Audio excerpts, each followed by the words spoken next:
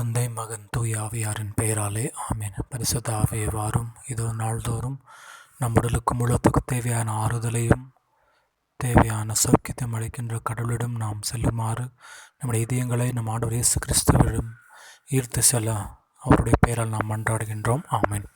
அன்புக்குரிய சகோதர சகோதரிகள், இன்றைய திருவழிபாட்டில் நம்முடைய உடலுக்கும் நம்முடைய உள்ளத்துக்கும் சௌக்கியத்தை அளிக்கும் கடவுள் நம் ஆண்டவராக இருக்கின்றார் என்கின்ற உண்மையை வெளிப்படுத்துகின்றது. சிறப்பாக இந்த முதலாவது வாசகத்திலே எசேக்கியேல் 30 ஆண்டவர் கேட்கின்றார் கேள்வியை, இந்த உலகம் முழுவதையும் அனைத்தையும் படைத்தவன் நான், அந்த ஒவ்வொருவற்றுக்கும் பேரெழுத்து அழைக்கின்ற நான், உம்முடைய கவலைகளையும் கண்ணீரையும் நான் பார்க்க முடியாதா? இதோ நான் பார்க்கின்றேன்.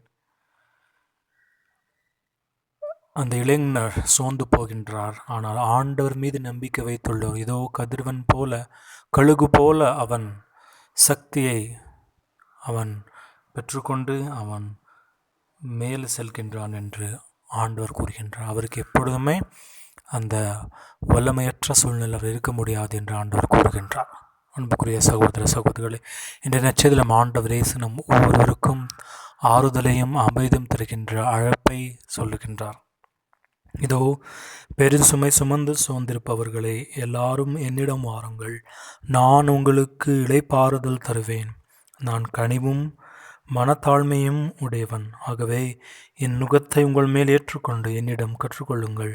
அப்பொழுது உங்களுக்கு உள்ளங்களுக்கு இளைப்பாறுதல் கிடைக்கும். ஆம், என் நுகம் அழுத்தாது, என் சுமை எளிதாயுள்ளது. அன்புக்குரிய சகோதர சகோதரிகளே, நம்மை போல மனிதராக வாழ்ந்து நம்முடைய சோதனைகளையும் அனைத்தையும் ஆண்டவர் உணர்ந்துள்ளார். ஆனால் பாவம் மட்டுமே செய்யவில்லை. ஆகவே நம்முடைய கவலை, கண்ணீர், பிரச்சனைகள் ஆண்டவருக்கு தெரியும். ஆகவே நாம் அவரிடம் வருவோம். விசுவாசத்தோடும் பக்தியோடும் நம்முடைய கண்ணீர், பிரச்சனை, கவலைகளையும் ஆண்டவரிடம் கொண்டு வந்து அவருடைய திருப்பாதத்தில் வைப்போம். ஆண்டவரை சொல்லியுள்ளார், கீழுங்கள் கொடுக்கப்படும், தட்டுங்கள் திறக்கப்படும், தேடுங்கள் கண்டிடுவீர்கள் என்று.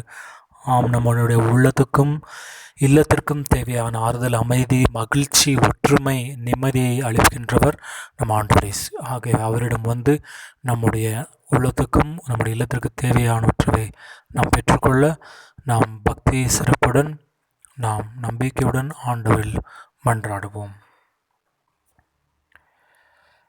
திக்கற்ற பிள்ளைகளுக்கு சகாயர் நீரே அல்லவோ, எக்காலம் துணை அவர்க்கு நிற்பவரும் நீரே அல்லவோ. தனிமையான எனக்கு சகாயர் நீரே அல்லவோ, ஆதரவற்ற எனக்கு நிற்பவரும் நீரே அல்லவோ. என்றைக்கும் மறந்திடுப்பீரோ, தூரத்தில் நின்று விடுவீரோ. என்றைக்கும் மறந்திடுப்பீரோ, தூரத்தில் நின்று விடுவீரோ.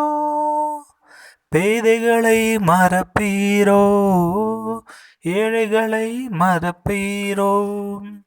இயேசுவே மனம் இறங்கும், இயேசுவே மனம் இறங்கும். திக்கற்ற பிள்ளைகளுக்கு சகாயர் நீரே அல்லவோ, தனிமையான எனக்கு நிற்பவரும் நீரே அல்லவோ.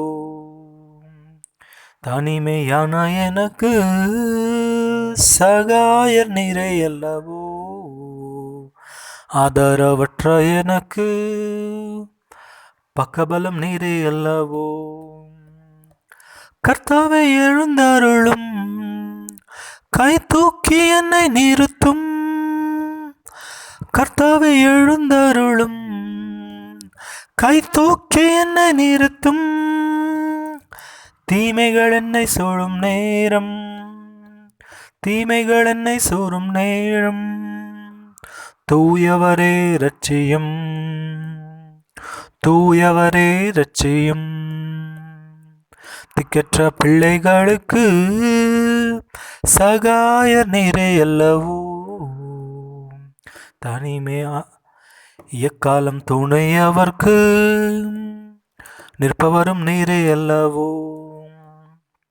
தனிமையான எனக்கு சகாயர் நீரே அல்லவோ, ஆதரவற்ற எனக்கு பக்கபலம் நீரே அல்லவோ.